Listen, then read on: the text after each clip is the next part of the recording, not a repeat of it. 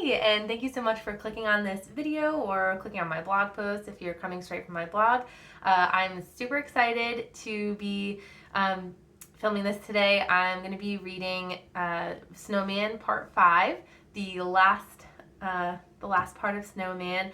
If you haven't already read part 1 through 4, I definitely suggest you doing that. I'm going to have all the links you need in my blog post, or if you're straight from YouTube, I'll have all the links in the description below for how to watch the other 4 parts and then to come right back here.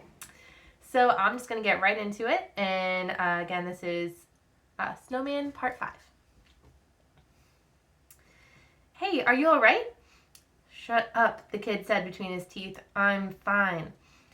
Ronnie assessed the situation and raised his eyebrows. You don't look fine. The kid glared at Ronnie.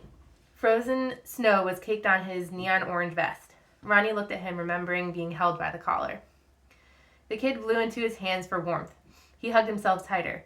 Just leave me alone or they're gonna hear us. I'm hiding. I think you need a jacket.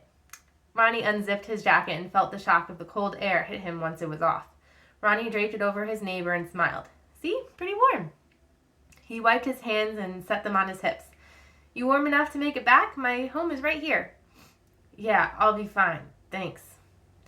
Ronnie smiled. You're welcome. Just as Ronnie turned around, his neighbor grunted. Hey. Ronnie turned in his direction again. The kid's teeth clattered so hard he could barely speak.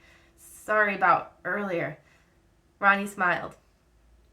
The front steps weren't far. Ronnie crawled his way through the snow tunnel and cranked the front door open just a crack big enough for him to squeeze through. Just as he was about to close the door, he decided to scoop up an armful of snow and took it inside. He ran through the kitchen and up to his room while his mom questioned him on what he could have possibly been doing out there, where his jacket is, and how he's not going out again until the snow melts. She even had hot chocolate and dinner made, but that didn't matter. He had something to do and not much time to do it.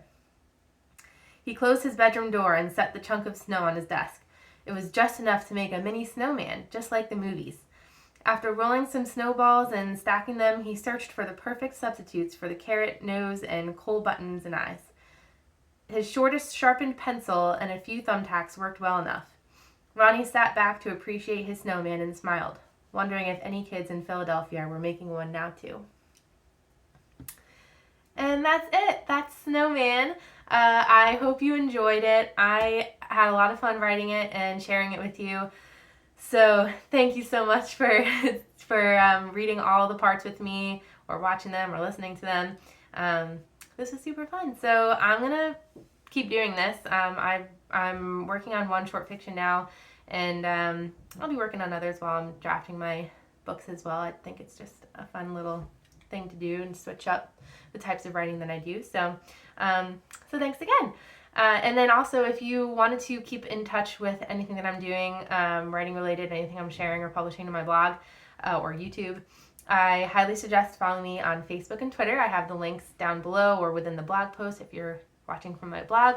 So follow me so you don't miss out on anything, or subscribe to YouTube too. That's always a good way. So lastly, I wanted to talk to you about something that has been helping me, at least during the process of accomplishing my goals, specifically my writing goals, but I think it can apply to anything that you might be working on yourself. So basically, I'm very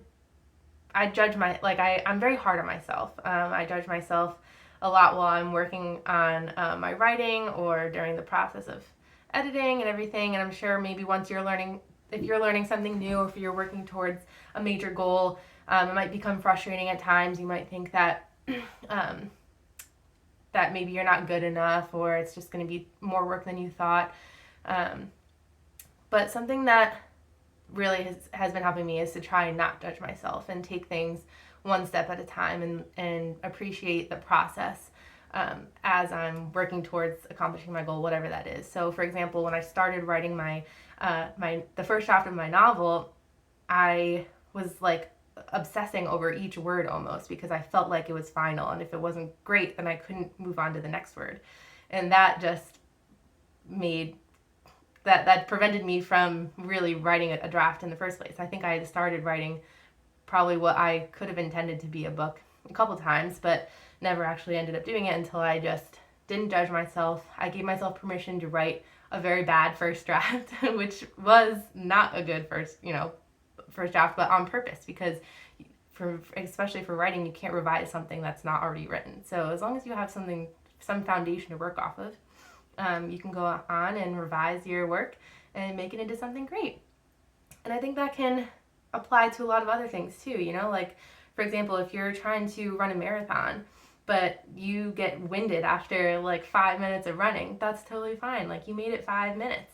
And if you can just not judge yourself and say, well, I made it 5 minutes, tomorrow I'm going to keep running and see if I can make it to 6 minutes, and on and on. And eventually you'll make it to running that full marathon.